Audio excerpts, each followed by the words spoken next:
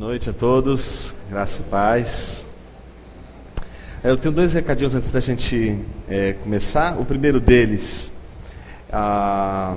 é referente ao trabalho que vocês irão fazer, obviamente. Não é que é ler as confissões inteiras de joelhos, brincadeira, desculpa, nada disso. Vocês têm aí o texto, não é, das confissões, 1 ao 6. O que eu proponho é que você, a partir da leitura do 1 ao 6, destaque algumas coisas importantes e responda, escreva um texto a partir dessa leitura que você faz das confissões, respondendo a pergunta: o que é inteligência humilhada? Com as suas palavras, com o que você entendeu, conforme você entendeu, e, obviamente, se baseando nessa nossa linha de raciocínio aqui durante esses dias. Então, qualquer argumento desses que você viu, que você achou interessante, reproduza lá, com suas próprias palavras, respondendo essa questão: o que é inteligência humilhada? Certo? A segunda, pastor, é que eu acho... eu vesti a camisa aqui já, viu? Isso que vai me dar um problema, viu, pastor? O Franklin, Lourenço e com o pastor Shen. O Franklin do Martin Bucer, onde eu dou aula também. Vai perguntar: por que você não vestiu a minha camisa ainda? O Lourenço e o pastor Shen. Haja camiseta agora. Mas está aí, a gente vestiu essa camisa mesmo essa semana, porque a gente acredita muito no trabalho com o pastor Clayton, e aqui acredito não só ele, mas obviamente com todos os professores do Charles Spurgeon, né, da escola Charles Spurgeon, que têm se dedicado a divulgar o pensamento reformado de uma maneira bastante sóbria, de uma maneira bastante equilibrada e, sobretudo, sem negociar com esses princípios reformados que são tão caros para a identidade de uma igreja que pretende começar tudo com Deus e sua palavra, não é? Então é isso, gente. Então vamos retomar nossa linha de raciocínio. A gente viu ontem que não basta a gente entender que o monergismo ou o sinergismo indicam uma postura de pensamento referente apenas ao dogma da salvação. Que a postura, ou monergista, ou sinergista, vai determinar também o jeito que você pensa. Tá certo? E a gente viu que a inteligência humilhada, não é, ela está pautada numa perspectiva monergista. O que eu quero dizer com isso? Que ela vai se pautar dentro de toda uma tradição cristã, em autores, em obras, em pensamentos, que tenham como pressuposto a inteligência humana na dependência da revelação para chegar a um conhecimento seguro de Deus. Portanto, ela é a negação de toda autonomia ou autossuficiência da razão para chegar a um conhecimento de Deus. Ela não acredita, portanto, que haja um conhecimento seguro, verdadeiro de Deus pelas vias meramente racionais. De que o único conhecimento seguro, e que é o conhecimento, inclusive, que nos salva, que é o ponto de partida para a nossa salvação, não é? Ele é e parte de Deus, da revelação de Deus. Nossa tentativa foi mostrar, obviamente, que o conceito de inteligência humilhada não é recente, ele pode ser encontrado ao longo da história do cristianismo, em Agostinho, não é? No início da Idade Média. Eu prefiro colocar ele no final da Idade Antiga, acho que ele tem uma forma de pensar que ainda representa os antigos, não é? Depois Anselmo, Idade Média, não é? E na reforma que a gente chegou ontem e pensou um pouco, começou a falar sobre Calvino e perceber a inteligência humilhada também nos escritos de Calvino. Em especial no primeiro capítulo das Institutas, quando ele faz a defesa de que o conhecimento que nós temos de Deus, ele está necessariamente ligado, vinculado ao conhecimento que nós temos de nós mesmos. De tal forma que não podemos chegar a um conhecimento de Deus verdadeiro, sem chegar ao mesmo tempo a um conhecimento verdadeiro de quem nós somos. E aí a gente viu que em relação ao conhecimento que temos de nós mesmos, este conhecimento, ele aponta para uma realidade da nossa condição, que é a condição da ignorância, da miséria, da maldade. E essa condição, ela nos induz não a uma arrogância, mas ao contrário, à humildade, ao reconhecimento de que a garantia para o nosso pensamento não pode estar em nós. O teólogo não pode dizer, a garantia sou eu. Entendeu? Ele não vai poder olhar e dizer assim, como é que você sabe que isso aí... Não, porque eu cheguei a essa conclusão através da racionalidade, da lógica, é isso. Não. Ele vai ter que desenvolver, e exatamente essa condição é que permite isso, não é? da inteligência humilhada. A desconfiança, a suspeita de si mesmo. E aí foi mais ou menos onde a gente terminou ontem, né? Apontando para esse grande perigo de confiarmos de uma forma exagerada em nossa maneira de aprender a realidade à nossa volta, ou em nosso autoconhecimento. Então, é muito fácil a gente encontrar hoje hermenêuticas, não é, da realidade, em que se suspeita logo de cara de Deus. Não é? Então, numa universidade, é muito fácil você encontrar na boca dos professores uma suspeita sempre muito clara e muito explícita de Deus. Seria interessante se a gente pudesse ver nessa universidade uma suspeita não só com relação a Deus, como eles têm feito, mas se eles pudessem antes disso pensarem também na possibilidade de suspeitarem de si mesmos. E talvez se suspeitarem de si mesmos, vão perceber que os fundamentos sobre o qual eles estão construindo todo o raciocínio, são fundamentos em que eles só vão ter a garantia em si mesmos. No fundo, você vai ter que decidir aquilo que desde o início da história do pensamento ocidental lá na Grécia Antiga, Parmênides colocou quando disse que o homem era a medida de todas as coisas. A gente vai ter que decidir em algum momento de nossa vida quem é a medida de toda a realidade. Se essa medida será nós, se essa medida e esse critério seremos nós mesmos, ou se esse padrão, essa medida, esse critério será algo além de nós, no caso Deus. Então a inteligência humilhada é essa maneira de ir contra toda essa filosofia parmenideana, de que o homem é a medida de todas as coisas, de que o homem é a referência para enxergar o mundo, de que o homem é a referência para julgar a realidade à sua volta. E aí a gente vai perceber que a inteligência humilhada, ela segue o critério de que a referência para julgar a realidade, para conhecer e para falar sobre a realidade, tem que ser Deus. E é justamente isso que coloca, já que a referência é Deus, coloca o teólogo debaixo do comprometimento de conhecer Deus, porque ele percebe que todo o conhecimento que ele tem da realidade é refém do conhecimento que ele tem de Deus, de que ele não vai poder falar da realidade sem ter como pressuposto a existência de Deus. Então ele vai perceber que para falar da realidade, ele só vai poder falar bem dessa realidade e de uma maneira verdadeira, se em primeiro lugar ele crê que Deus existe. Então não dá para fazer teologia e ser ao mesmo tempo ateu. Só o liberalismo consegue isso. Mas o liberalismo não é cristianismo. Gostaria muito de dizer isso, de ser minha essas palavras, mas elas não são minhas.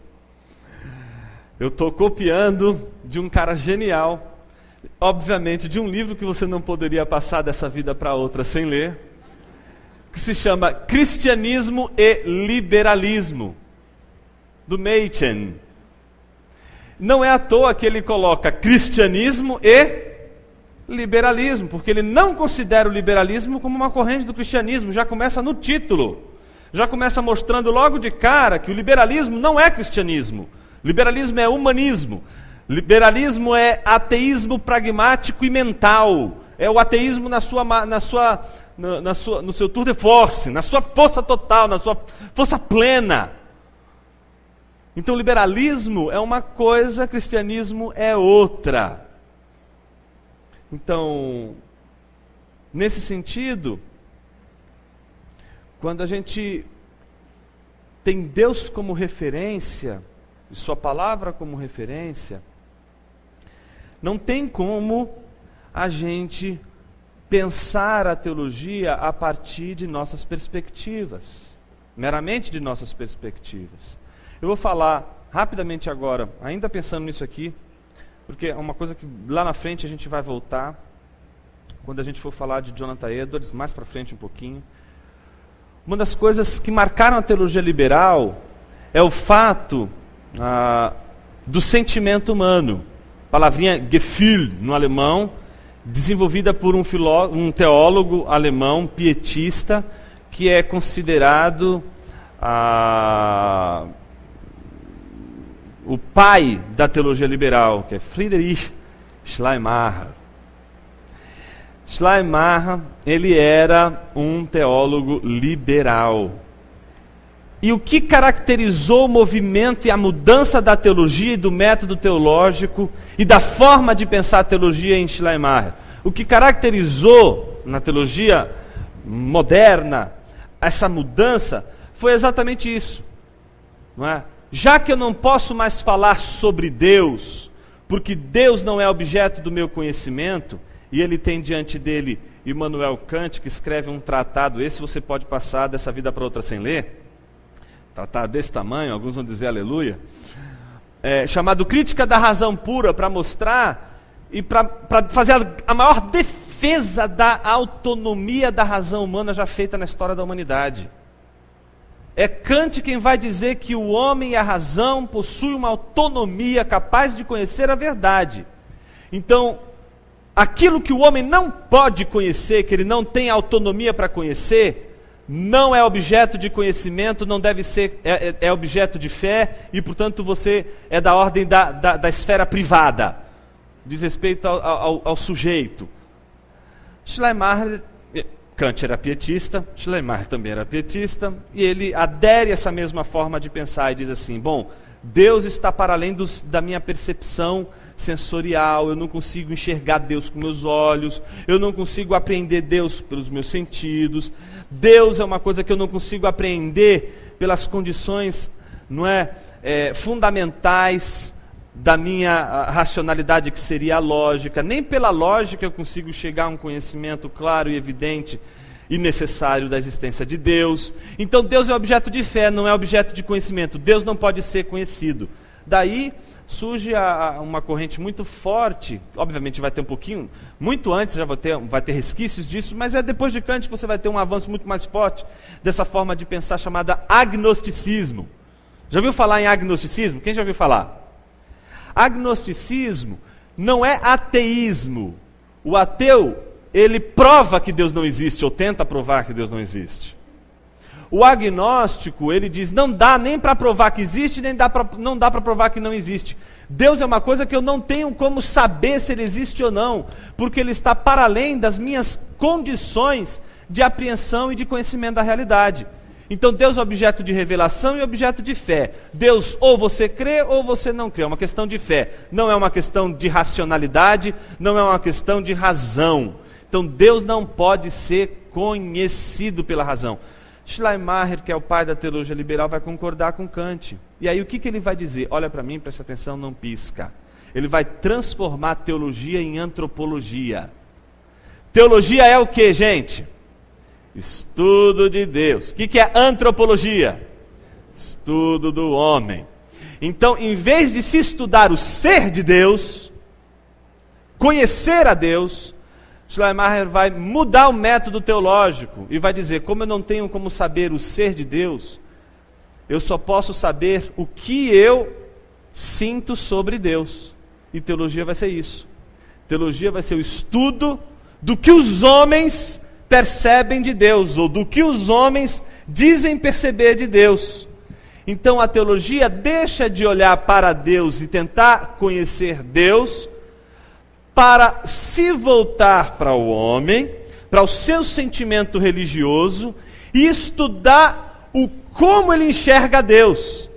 Então a teologia passa a ser antropológica nesse sentido. Ela passa a estudar como o homem enxerga a Deus. E daí, minha gente, para esquecer Deus, ética e abraçar a morte de Deus, por exemplo, a crença de que Deus não joga mais papel fundamental na ética, porque é isso que a morte de Deus representa. Ele não é mais padrão, não é, no nosso tempo, para o certo e para o errado. O padrão para o certo e para o errado é a cultura. As culturas é que determinam o que é o certo e o que é errado. Está aí o grande problema que a gente enfrenta com a questão do homossexualismo, não é? Ou homossexualidade, que é a questão de, e aí, como é que a gente lida? Isso é cultural, não é cultural? Independe de cultura ou não? Toda essa crise e esse questionamento que se diz, não, isso é uma questão cultural, toda essa maneira de pensar é uma maneira de pensar humanista e que não está, de forma alguma, contemplando o ser de Deus como possibilidade de conhecimento aqui e agora, ainda que seja em parte.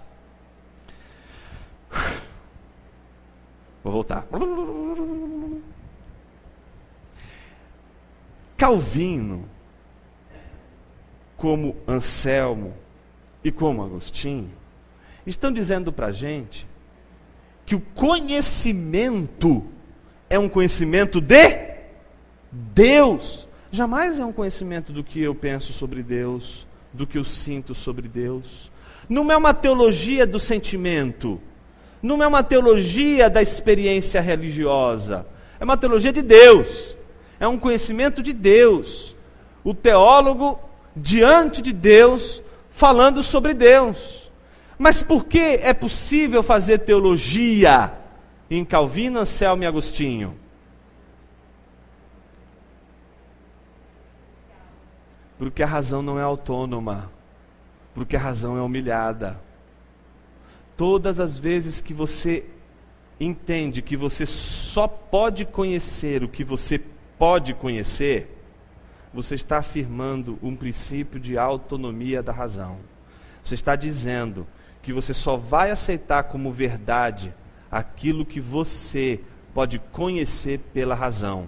Aquilo que você não pode conhecer pela razão, mas você acredita que seja verdadeiro, você acredita. E porque você acredita, só pode ser objeto de fé. Só pode ser objeto de crença. E geralmente quem adota a postura autônoma, que é contrária a essa que eu estou apresentando, que vem de Agostinho, Anselmo, Calvino, geralmente entende que as crenças são demoníacas, de que a crença é que joga, que faz com que os povos, as culturas, sejam cada vez mais intolerantes. Tinha uma palestra, não lembro agora quem eram as pessoas envolvidas. Eu lembro que uma das pessoas que estavam ali, a pessoa que me lembra agora é o Mark Driscoll, que estava nesse debate. E de repente tinha lá uns caras, né, dizendo que a crença, e qualquer crença, é coisa de gente pequena, gente idiota, gente que não teve instrução, gente que não tem conhecimento de causa, e que por isso essas pessoas, elas creem, elas têm crenças, elas acreditam naquilo que elas dizem acreditar com toda a sua força, porque no fundo elas não conseguem lidar com a verdade. Porque não conseguem lidar com a verdade, elas são pequenas, não aguentam conhecer a verdade. Ou seja, todo mundo que tem uma crença e dedica a sua vida por uma crença é uma pessoa fracassada do ponto de vista do conhecimento. Foi nessa linha. Aí, na sessão de perguntas e respostas, um velhinho levantou, foi até o microfone e fez uma pergunta, exatamente para ele. Professor, gostaria de fazer uma pergunta. O senhor acredita em tudo isso que o senhor acabou de dizer? Ele disse, mas é claro que eu acredito. Eu falei, tá bom, muito obrigado. E foi embora. Todo mundo começou a rir. E ele não entendeu o porquê. É óbvio que ele não vai entender o porquê. Ele não percebeu que a própria autonomia é uma crença. Por que Calvino não vai cair nisso? Por que Anselmo não vai cair nisso? Por que Agostinho não vai cair nisso? Porque eles sabem que precisa ter muita fé para confiar no homem. E é mais seguro confiar em Deus do que confiar no homem. É mais seguro ter fé em Deus do que ter fé no homem. Eles sabem disso, porque eles percebem que todo princípio, é claro, pode não existir a palavra autonomia, mas existe Parmênides na história. Existe toda uma tradição na história do pensamento, principalmente ocidental, de uma tentativa de sempre colocar nas mãos do homem a palavra final do conhecimento. E é contra isso que eles estão lutando. E é a favor disso que a teologia liberal vai dedicar o seu trabalho. Então, quando as pessoas falam assim, puxa vida, mas por que teólogos reformados ou teólogos evangélicos conservadores batem tanto na teologia liberal? A gente só vai entender a nocividade da teologia liberal quando a gente entende o que é que vem junto com ela. E a base dela. E não tem como você, diante de uma teologia que pressupõe a autonomia do sujeito, do homem que é capaz de conhecer, não tem como você, diante dela, ver arrogância, não enxergar a arrogância dessa teologia.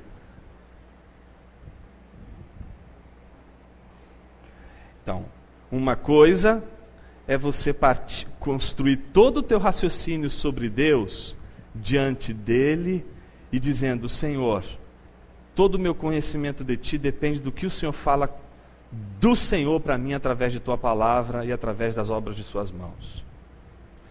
Outra coisa bem diferente é, olha, eu vou chegar a um conhecimento de Deus através de minha própria racionalidade, sem precisar da revelação. Porque todas as vezes que eu recorrer à revelação, eu vou cair no fideísmo. Como eu não quero ser um fideísta, eu quero ser um autônomo, eu quero ser um racionalista, então eu vou ter que encontrar um caminho para provar que Deus existe, e esse caminho vai ter que ser um caminho que eu recorra aos meios naturais, aos meios lógicos, aos meios puramente racionais. A inteligência humilhada não vai aceitar esse tipo de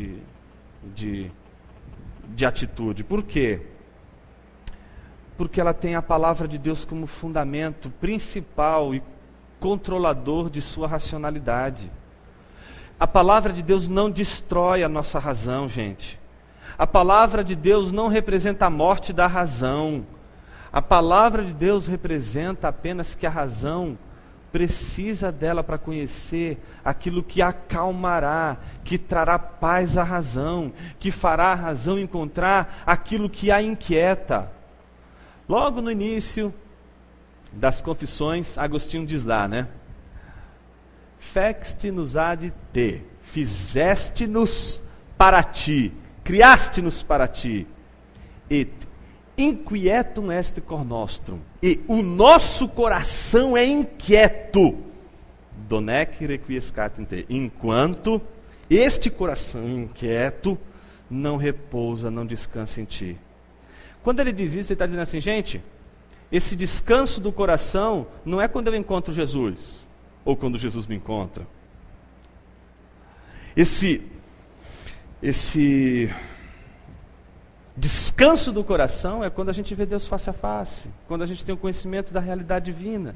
E isso só vai acontecer lá na frente. E enquanto isso não acontecer, isso significa que a nossa mente vai ser sempre inquieta, ela vai sempre querer buscar mais e mais ver a face de Deus. Ela vai desejar isso. Todas as vezes que a gente se rende à palavra de Deus, a gente está pegando a nossa razão e dizendo assim: você aqui está diante daquilo que vai te fazer feliz e vai te dar a paz que você procura.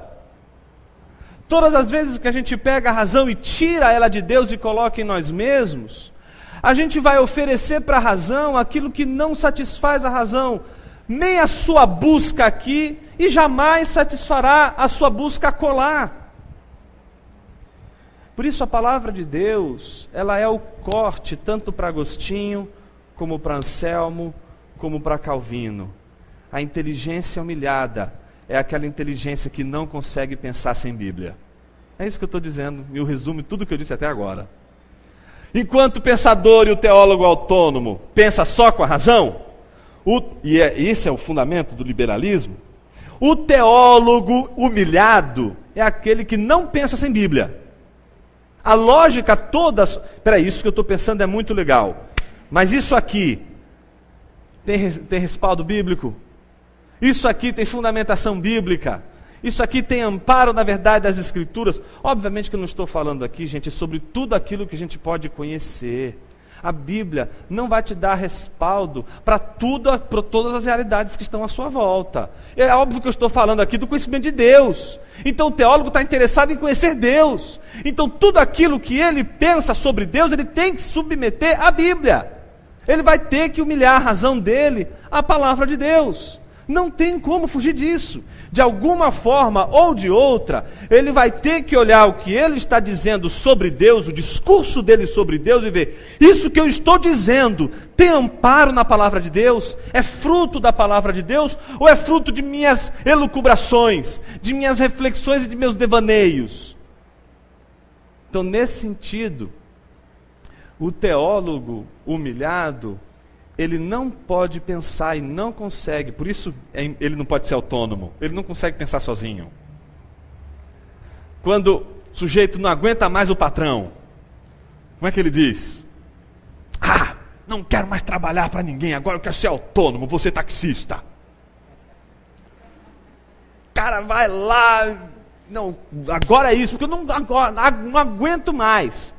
Tem os taxistas por vocação, mas tem os taxistas por negação do princípio de autonomia. Não quer mais viver na dependência. E agora não, eu quero independência financeira, eu quero o meu horário para começar o dia, o horário para terminar, eu quero prestar as contas para mim mesmo em ponto final.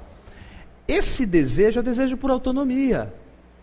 Gente, é isso que eu estou dizendo que não dá para fazer. Um teólogo humilhado é um teólogo que descobriu que não consegue pensar sem a Bíblia, sem a palavra de Deus.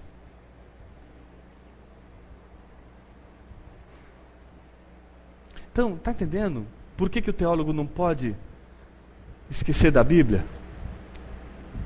Não é? Isso é tão importante no começo do seminário, porque num primeiro momento a gente vai achar que o mais importante são os livros, e vai esquecer do livro. E o livro não pode ser esquecido, porque é o livro que vai ajudar ele a ler os outros livros, e a saber se o que os outros livros estão dizendo é verdadeiro ou não, se vale a pena ou não. Então o mais importante não é o que o doutor, o professor, quem lá disse, o mais importante é o que a Bíblia diz. Isso é o mais importante. Óbvio, né? Alguém vai perguntar assim: mas Jonas, isso não é perigoso? É perigoso para aquele sujeito, para o teólogo Rastafari. Lembra da nossa aula anterior? Aquele teólogo que acha que os 2000 anos de história da igreja não servem para nada, e agora ele vai ler a Bíblia lá direto no grego, e aí ele vai entender melhor do que toda a tradição entendeu.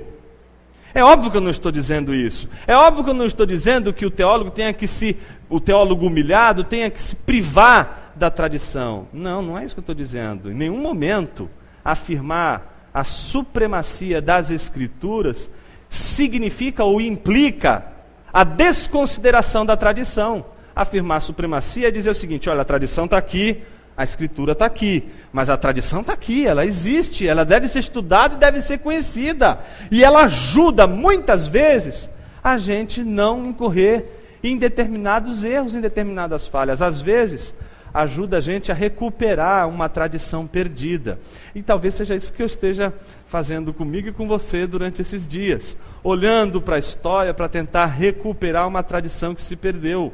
Ou pelo menos uma tradição que não se perdeu, mas pelo menos pode estar enfraquecida, que é a tradição dos teólogos humilhados, da inteligência humilhada. Desse jeito de pensar que submete o pensamento à palavra de Deus, à autoridade da Escritura.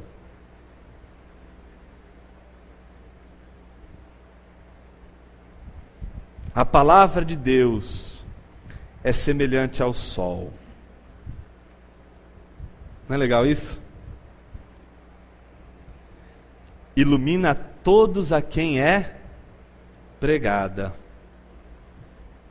Então o que o sol faz? Ilumina tudo que você vê. No final, já ouviram falar em C.S. Lewis, não já? Já viram, né? Tem um livro dele que você não pode passar dessa vida para outra sem ler. Chama-se O Peso da Glória. Lá tem um artigo que se chama Teologia e Poesia. E o final desse artigo, ele diz assim: creio no cristianismo como creio no sol, não porque eu o vejo, mas porque através dele vejo todo o resto. Entendeu isso? Vou repetir. Creio no cristianismo como creio no sol. Não porque olho para o sol, mas porque vejo todas as coisas através dele. O teólogo humilhado é esse. Ele não vai se preocupar em apenas ler a Bíblia, mas ler o mundo através dela. É o que ela ilumina que precisa ser visto. Tua vida precisa ser vista, ser considerada à luz das Escrituras. Teu relacionamento com teus filhos precisa ser visto através da iluminação das Escrituras. É isso que precisa ser observado. Mas ele vai fazer um contraponto interessante. Ela ilumina todos a quem é pregada. Mas existe um grande problema. Qual é o problema? Ela não vai produzir frutos para quem? Para quem é cego. Ela vai trazer luz às coisas? Vai. Em outras palavras, a palavra de Deus vai dar sentido à realidade à sua volta? Vai. Mas que sentido fará para alguém que não pode enxergar? A luz estará lá. Ela estará lá dando sentido a todas as coisas. Mas qual o fruto que ela produzirá em alguém que é cego? E nessa parte, o que ele vai dizer? Todos nós somos, por natureza, cegos. Numa perspectiva monergista, ninguém se torna cego.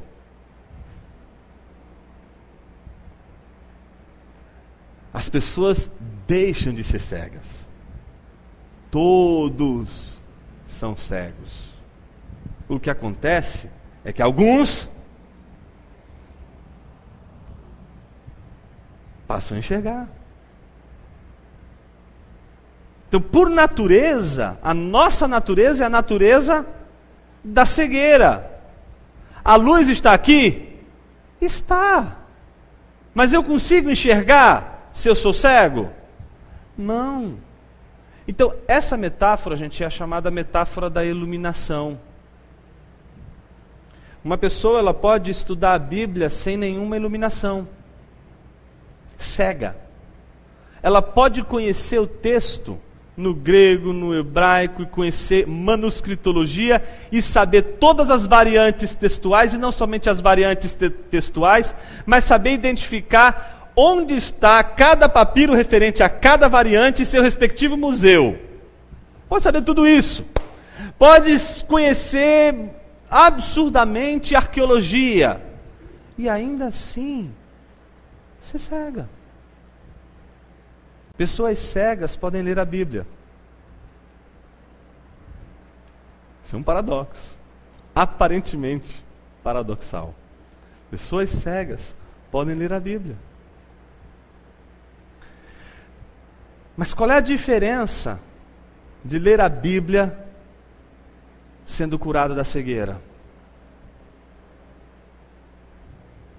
É entender que a Bíblia não está fechada em si mesma, de que ela não traz luz para si mesma, de que a palavra de Deus é como um holofote, iluminando aquilo que precisa ser visto sob a sua luz, inclusive Deus e Jesus. Você pode ver Jesus sem a iluminação dessa palavra, é o diz a Seminário, né? O pessoal da busca do Jesus histórico, a tentativa de construir Jesus independente da história da redenção, de construir Jesus seguindo os padrões metodológicos da história.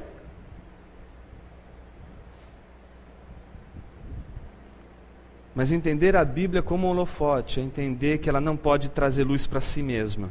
Ela não ilumina a si mesma, mas ela traz luz para tudo aquilo que está à sua volta, para que você possa enxergar não só o que você está lendo, mas todas as coisas através do que você está lendo. E isso é iluminação. A leitura da palavra de Deus, gente, é só ela que vai modificar a nossa maneira de pensar. Ah, eu queria tomar uma pílula vermelha. Não tem pílula vermelha. Aqui o negócio é ler a Bíblia. O negócio é você gastar ou investir os melhores dias de tua vida meditando o texto, meditando no texto.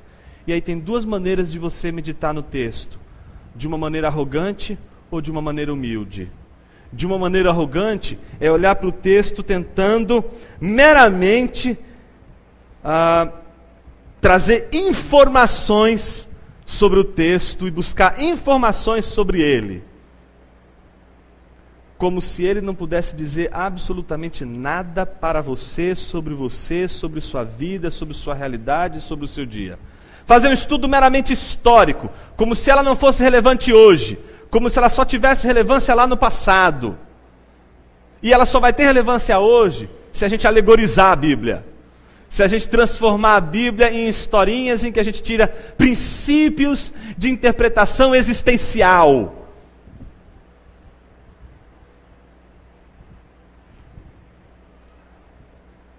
Tem uma corrente dentro da igreja, dentro da igreja não, que absurdo, dentro da história do pensamento cristão, desenvolvida por um sujeito chamado Bultmann.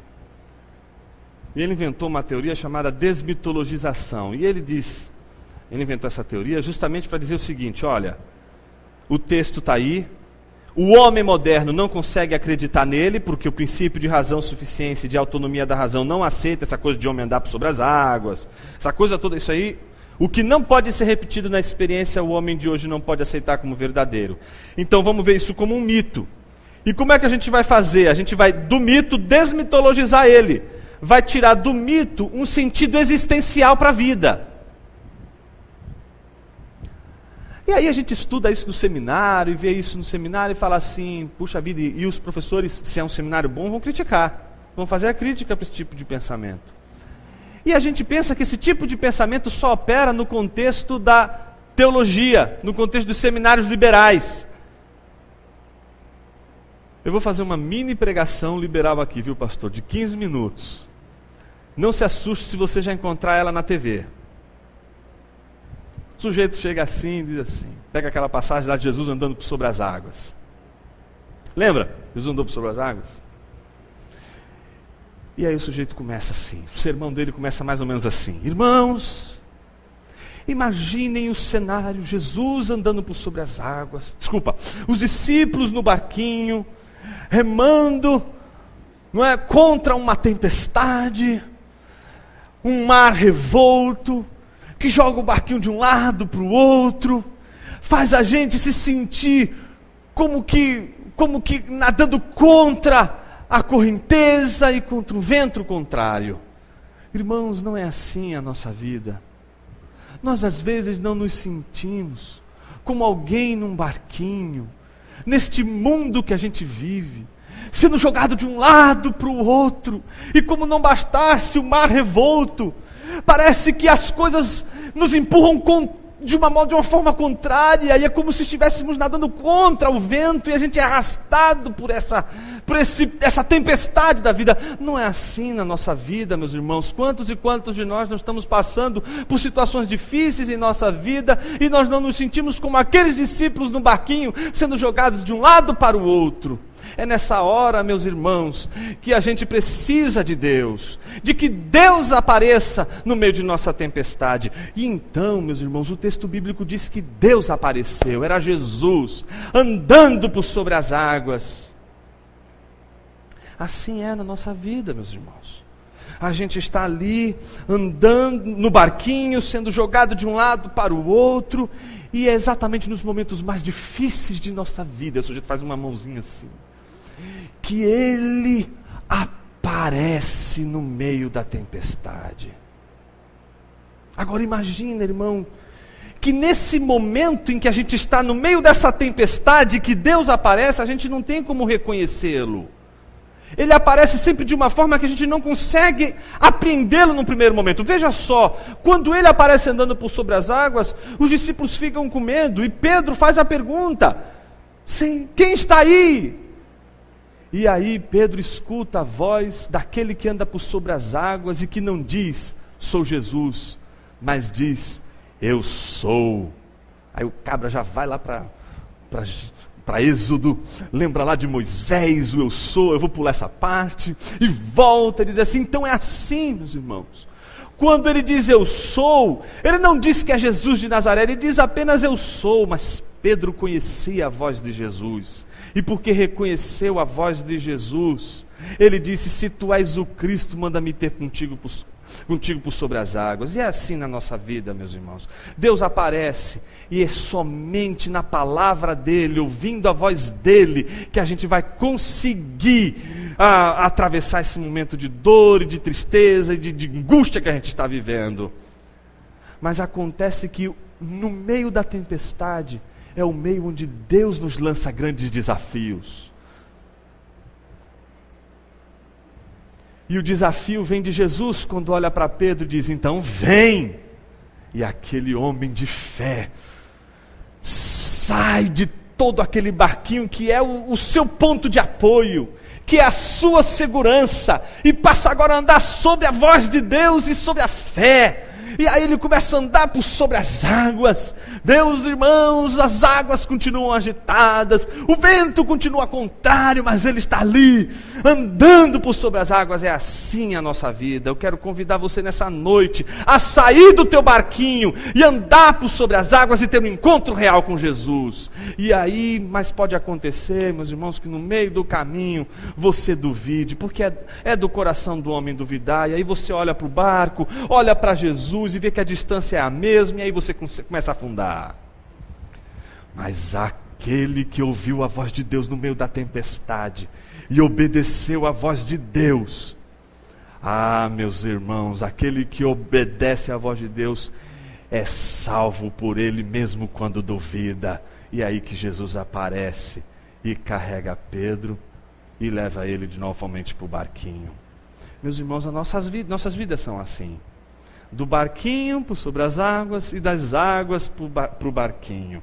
E é assim que a gente vai caminhando a nossa vida, e é assim que a gente vai tendo experiências com Deus. Vai aparecer na tua vida gente que vai apontar o dedo e dizer assim, afundou, não resistiu, né? Duvidou. E aí você, como é um homem, uma mulher de fé, você olha para ele e diz assim, mas só eu tive o gostinho de andar por sobre as águas. Posso ouvir um glória? É mais ou menos assim.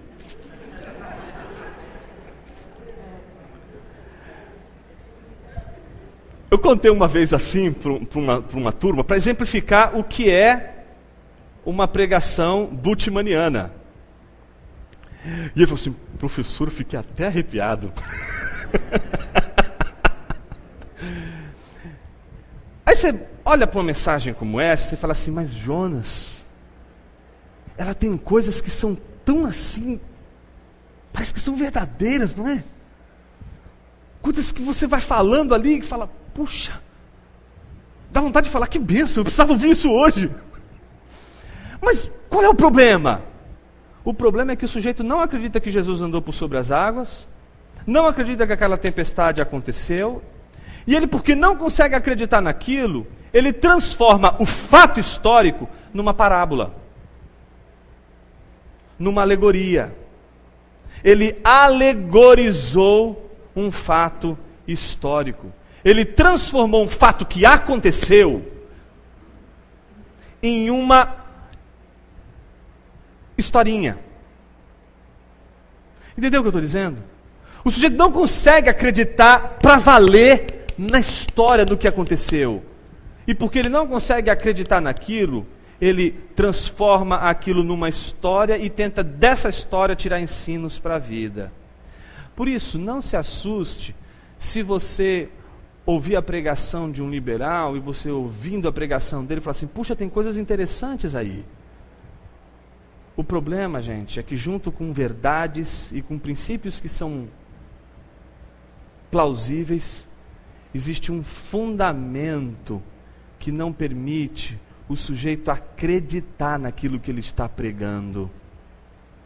Meus irmãos, a gente tem que crer no que está nas Sagradas Escrituras, se a gente quer humilhar a nossa inteligência. Uma coisa é eu não consigo acreditar que foi assim. Aí porque você não consegue acreditar que o grande peixe engoliu o profeta, você transforma aquilo num símbolo, transforma aquilo numa alegoria. Meus irmãos, isso é arrogância. O que te impede de acreditar que um grande peixe engoliu Jonas? Se você agora tiver alguma dúvida disso, essa dúvida é o princípio de autonomia que está ali brigando com essa outra situação, esse outro desafio, do desafio de uma inteligência humilhada. Por isso que a inteligência humilhada não é o sacrifício da inteligência, porque o fideísmo diria o seguinte, eu creio, mas porque eu sacrifiquei a razão. Isso, do ponto de vista racional, não é possível, mas eu mesmo assim vou afirmar que creio. É o mesmo problema, você vai cair no mesmo problema, na mesma dificuldade. A inteligência humilhada não vai por aí. A inteligência humilhada vai dizer, olha, eu posso não conseguir compreender como isso aconteceu, mas aconteceu.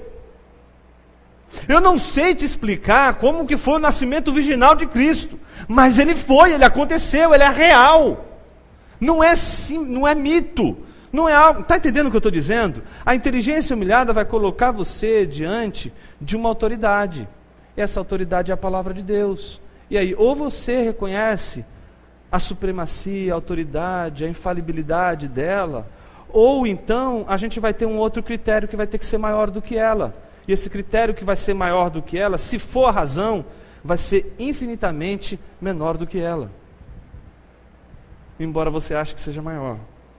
Então, o grande desafio é a gente olhar para as Escrituras e fazer das Escrituras essa luz que ilumina tudo ao nosso redor. Nessa parte, todos nós somos por natureza cegos. Todos nós, por natureza, queremos ser autônomos. Queremos uma razão autônoma. Mas a palavra de Deus quebra a nossa autonomia. Não dá para você crer que a palavra de Deus é a autoridade última e você ao mesmo tempo ser autônomo. A relação entre a palavra de Deus e a autonomia humana é a mesma relação que, por exemplo, o Sproul, naquele livrinho Sola Gratia, trabalha com relação à soberania de Deus. Se Deus é soberano, o homem não pode ser autônomo. Você não pode afirmar a autonomia de Deus e ao mesmo tempo afirmar a soberania de Deus. Você não pode afirmar, portanto, que crê na palavra de Deus como autoridade máxima na tua vida e estabelecer ao mesmo tempo que a razão, ela é o princípio máximo de conhecimento da realidade. Para você não ser esquizofrênico, você vai ter que fazer uma escolha.